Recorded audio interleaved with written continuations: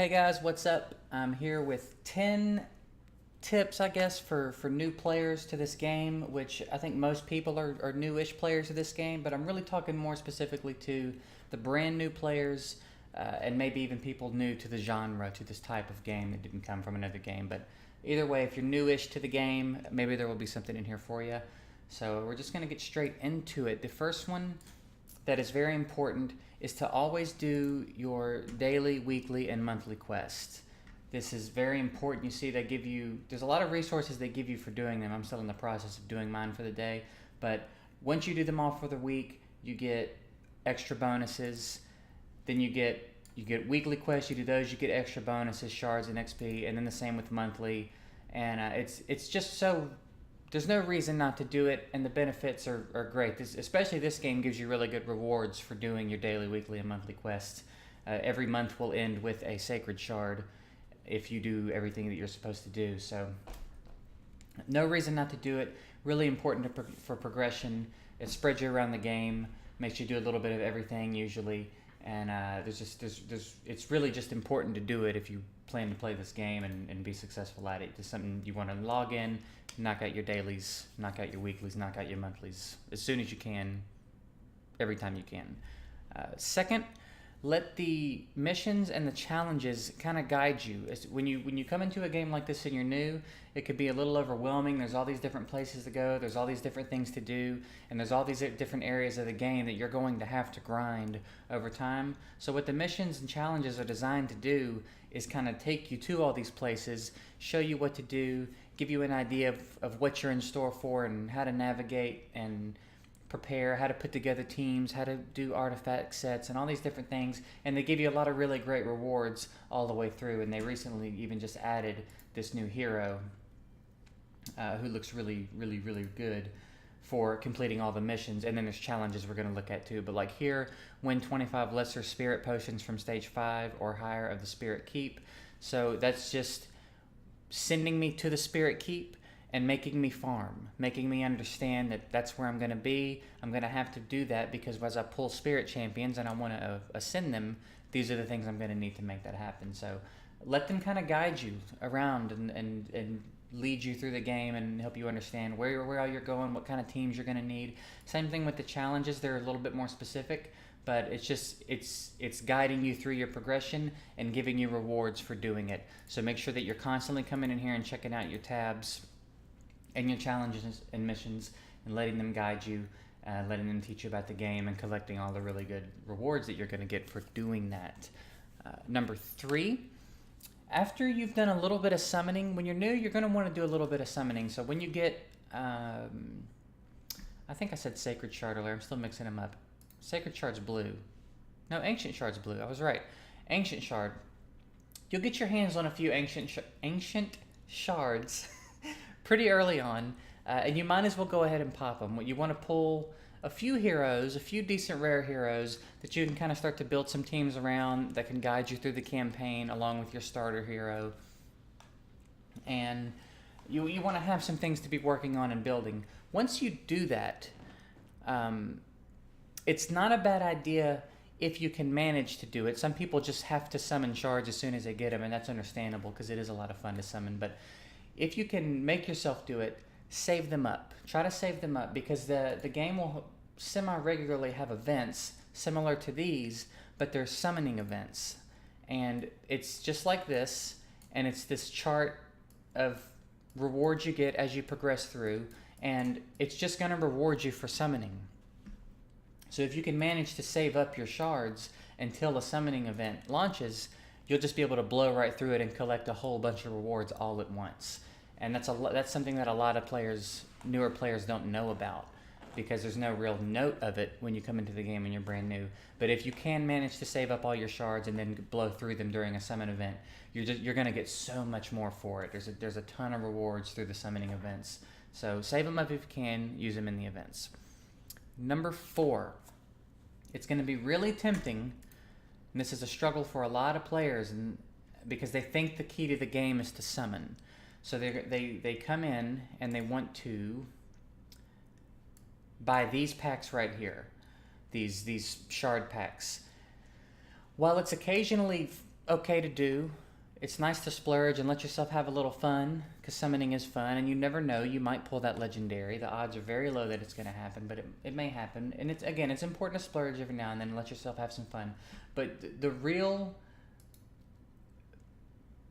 benefit of gems, the real way to use them is to refill your energy. You farm until you run out of energy, you drop the 40 gems for an energy refill, and you keep farming. That's going to push you so much further into the game, so much faster than just summoning. Because all that's going to happen is you're going to blow all your gems and have a box full of champions who may or may not even be worth building after you're done summoning, because summoning can be quite the letdown sometimes. It's better to spend the gems on energy to build up the key champions that you have and get your team stronger so that you can push further through the campaign. You can climb a little higher in the arena and do more efficient farming. You can get up higher in the dungeons faster and really make the most out of your energy and your gems. So again, occasionally let yourself splurge, have some fun, but really what the gems are designed to be spent on is more playtime.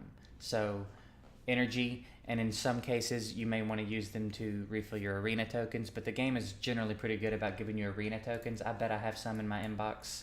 Yeah, I've got 5 sitting right there, but they're part of your rewards on a daily basis. So generally, gems, spend them on energy. I know that's not as fun, but it's going to do you so much better, so much quicker as you play the game, as you progress through the game. So that was number 4. Number 5 is use your arena tokens. I know a lot of people that are not big fans of arena, but there's no real downside to losing in the arena. If you come in and lose, fine, you lose a few points, you drop a rank, but there's no long-lasting effects. You can climb right back up. So a good thing to do if you want to farm arena, you want it to be easy, is you can just set a one monster, one champion defense so that people can beat you easily, which will keep you low in the ranks, and then you can just come in and run through your tokens easily as your champions get stronger. And I have another video about building an arena offense. It's called a cleave composition for newer players, and it just shows you how to put something like that together real quick, so you can go in and really quickly just take out all the teams that you're going to fight on first turn in most cases, if you're in the lower ranks. And even if you stay in bronze for a long time, there's nothing wrong with farming in bronze, because as you can see, level 1, level 2, level 3, that's a lot of bronze tokens. So you're going to be blowing through a lot of bronze tokens anyway, so there's no real reason to be in a hurry to climb all the way up into the arena. And again, for players that don't like PvP, this is a much more easygoing, less stress-filled way to do it than to just go in and have to just grind every fight out and feel like it's always a struggle and it's always going to be frustrating. Just set your easy defense. Check out my other video on how to put together a cleave comp, and just go in and wipe through your arena tokens every time they're available so that you can be farming, so that you can be progressing your Great Hall, because that's going to be important as you progress through the game. That was number 5, right? Number 6, don't use rare, epic, or legendary monsters to level up or rank up your heroes. Like you see, I have a lot of rare heroes here I'm not using. I'm not using any of them for food. One, because I'm still learning all the heroes in the game, as I'm relatively new to this particular game. So I don't want to make the mistake of feeding anyone that might be good. Also, you never know what kind of balance updates are coming, so you kind of always want to have a copy of a hero, because you never know who they're going to change and make overpowered all of a sudden. So what you want to do when it comes time to start leveling up monsters and increasing the strength of your team and the rank of your team is take your 1 and 2 star monsters, let them tag along in the campaign levels with either a single champion that is strong enough to farm, or a pair of champions that is strong enough to farm without the help of anyone else. So like for me, I'm using Gallic and Athel. They're my 2 farmers, so I generally have maybe another monster that I'm wanting to level up and work on. I keep saying monster, I mean champion. Another champion that I'm wanting to build, and then another piece of food. So I'll level up a 2 star to 20, I'll rank them up to 3 star, then I'll level them up to 30, and then I'll rank them up to 4 star with the other food that I've been building. So it is a grind, it's a long grind, but that's the process. You don't want to be blowing through your rare and epic champions being impatient, trying to get your monsters, your champions, stronger sooner. If you have a bunch of copies of one, or they're farmable and you're not using them, that's a little bit of a different story. But champions that are, monsters, that's a habit. Champions that are not farmable, especially, if they're not worth building just yet, just set them in your vault. You never know when a balance patch is going to come and change the dynamic of a champion. So that's the key. It's farming fodder, building up food. That's the process. Take your 1 and 2 stars up, build them up with each other, so that you've got 3, 4, and 5 star food. That's not worth anything. Does that make sense? Sounds like might be more trouble than it's worth to newer players. Take my word for it. That's the way that's the way it's done. That's the way you want to do it. Number 7. Particularly when you're new, it's going to start to matter more as you progress through the game. But particularly when you're new, worry more about completing sets of artifacts to get these set bonuses than making sure that every stat is perfect. So like in a perfect world, I'd probably have speed on her here, attack on her here, crit rate on her here. So I'm close, everything looks good, but I'm a little bit further in the game. But earlier in the game, I just want to complete the sets. And generally, especially earlier in the game on heroes like this, you can just come in and look at your recommended artifacts in the player reviews, and it'll tell you what set you want to have equipped, and then what stats you want in those places. Now again, don't get too hung up on these 3 stats right here. These are always set. This is always flat attack. This is always HP. This is always defense. It's these bottom 3, the gloves, armor, and boots, that can vary. So it'll tell you want speed here, you want attack percentage here, you want crit rate here. When you're newer, it's going to be a lot more difficult to find specific artifacts in specific sets with a specific main stat. So again, don't get too hung up on that. It's much more important to get the 15% attack bonus that an attack set is going to give your newer champion, and to get the 12% crit rate boost that a crit rate set's going to give your champion, than it is to make sure every stat's in its perfect place when you're new.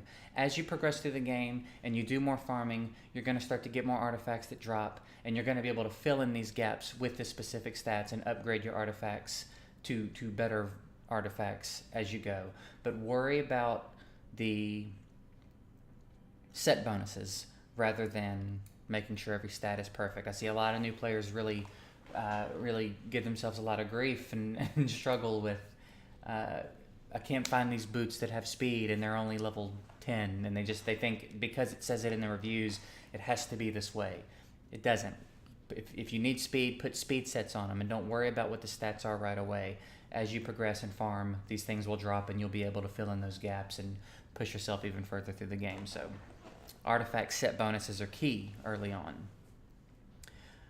Next is get over the summon rates. Everybody gripes about the summon rates. Everybody's always going to gripe about the summon rates, but the summon rates are what they are. And they are what they are for a reason. And I know it sucks, and I know it's heartbreaking, and I know we all want legendaries and epics, and we want all the great monsters that we want, but it has to be that way.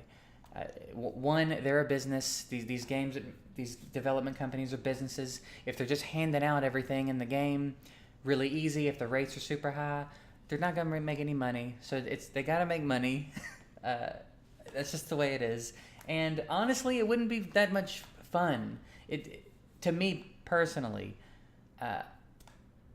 it diminishes what it means to have a legendary. It takes away from the excitement of pulling one, the novelty of pulling one. If everybody's pulling them all the time, then what's the point? Why it's not exciting anymore? It's not a big deal. It doesn't matter that they're so much stronger. It doesn't give you this edge. So just try to come to terms with the fact that the summon rates are what they are, and that's just the way it's going to be, and that's that. Get over it. Don't be that person that's always in the chat griping about summon rates every time you don't get what you want. You'll enjoy the game a lot more if you just come to terms with that early on, because they can be very aggravating. Even with that mindset, it's going to aggravate you. But you'll have a much more enjoyable experience in the game if you just let the summon rates be what they are. Number 9 is understand that in these games, as I touched on earlier, there is so much to take in. There's a crazy amount of champions, all with unique abilities and skill sets and synergies with other champions. There's tons of different artifact sets with different bonuses that do different things and stats and substats. There's tons of dungeons and campaign levels and arena comps and strategies, and there's the Great Hall you got to think about, and there's masteries, and there's all this information in this game. So don't beat yourself up if you come into this game and you feel a little bit overwhelmed, or you feel like it's taking you too long to learn something, or someone in the chat's giving you a hard time because you're asking questions. Don't beat yourself up. There's a ton of information to take in these games, particularly this game. This game is very broad, a lot of information. So just understand, it's designed to be played very long term, and you're not supposed to know everything right away. So play the game, do your missions, do your quests, do your challenges, do your arena battles, win some, lose some, learn why you lose. Same thing with the dungeons, push as far as you can, figure out what's working, what's not working. Just slow down, don't beat yourself up, don't give yourself a hard time. Understand it's going to take you several months to really get a full grasp on everything that's going on. Even the heroes alone, like I said, there's champions, ton of champions, all unique, all have different things going on. It's going to take a while. So one, don't let anybody give you crap about it. Don't let anybody make you feel bad if you ask a question that they tell you is dumb in chat. If you have a question, ask it. Hopefully someone will be in the chat that's willing to be helpful. And just, take it easy on yourself. Don't beat yourself up. It's going to take a while. But it will all start to come together the more you play. Stuff will start to click. You'll start to recognize someone you've seen in the arena a few times and know what kind of problems they've given you. You'll have an epiphany in a dungeon one day and think, man, if I've added this to my team, this would solve this problem that this dungeon boss is giving me. These things will start to click over time. So just play the game, try to enjoy yourself, and it'll all come together. And last but not least, and kind of in conjunction with number 9, is bounce around YouTube and Twitch and find content creators that appeal to you. There's a ton of us out here doing this, and while everybody, for the most part, is doing their best to bring you the most helpful and most informative / most entertaining videos they can, everybody's not going to like everybody, and that's just the way it is. So some of you are going to watch this video and not like me. That's okay. That's fine. There are a ton of creators out there that you will vibe with, that will speak to you, and that you'll kind of want to latch onto and learn from. So bounce around YouTube, check out all the different creators, and see who you like. I could tell you 2 of my favorites that I've come across so far. I'm still bouncing around and checking them out, but 2 of my favorites so far are Incredible John. He's really helpful to watch, very informative. He does more. His YouTube videos tend to be more like a stream. They may even be clips from a stream, honestly. I'm not 100% sure all the time. But he's just playing, and he's just talking through what he's doing. And he talks about his champions, and he talks about his strategy in the dungeons. And he's a great player, a really high-level player, really smart player. And there's a lot to learn from watching him play the game. Another one I really like is a guy, he calls himself Chosen, and I think his YouTube channel is Chofly Mobile, Chofly Mobile. And he does a lot of really great videos about things, like he really gets in depth about, is the sparring pit worth the gems that it costs to unlock it? Is it worth it to upgrade it? Is the gem mine worth it? And I mean, he breaks out the calculator, he goes in depth, he crunches the numbers, and he figures out if it's worth it, how long it takes to be worth it, how long it takes to pay off. He also has a lot of really great takes on the game. He's got a Relic Keeper guide that's really good, and I have a really good time watching him. So those are 2 players that I've learned a lot from. I've kind of taken a shine to, and I try to always catch their videos when they upload. But again, there's probably hundreds of people doing this already. It catches on quick and people do it. So it should not be hard for you to find some content creators that you like and that you can learn from. And the more you watch, the better. Getting different perspective and different takes from different players of different backgrounds and different skill levels in this game is only going to make you a better player overall. You're going to be able to pull what you like from everybody and start to come up with your own strategies, and it's just going to make you better in time. So no real downside to doing that, and it helps out your creators that you like just by supporting them and watching their channel and doing all that jazz. So that's it. That's just a quick 10 things that I think are helpful, would be helpful to newer players who kind of come in here and feel a little bit overwhelmed. Like I said, there's a ton going on. So the biggest thing I want you to take away is just take a breath, accept you've signed up for a long-term grind, embrace it, and have a good time. So hopefully this helps somebody. If you enjoyed it or you have any questions on some stuff that I didn't touch on in this video, let me know in the comments. As always, thanks for watching, and I'll see you guys in the next one.